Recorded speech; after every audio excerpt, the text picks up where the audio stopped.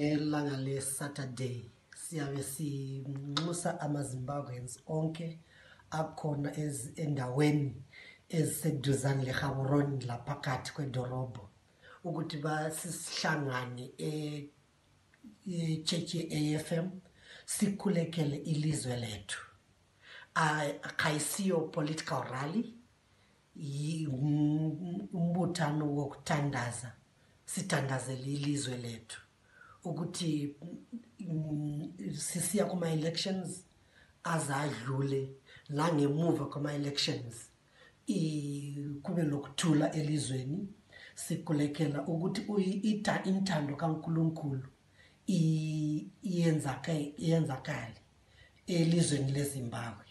Ilizwe leZimbabwe selidlule endaweni ezinzima kakhulu, so okokuthi khathesi sithanda ukuthi uNkulunkulu angenele njengakhona lokho sinxusa amaZimbabweans onke abakholwa emthandazweni ukuthi asikubuye nini sithandaze kuNkulunkulu. uNkulunkulu uzasizwa, uNkulunkulu ulalele, indlebe yakhe ivulekile ukulalela imthandazo yethu.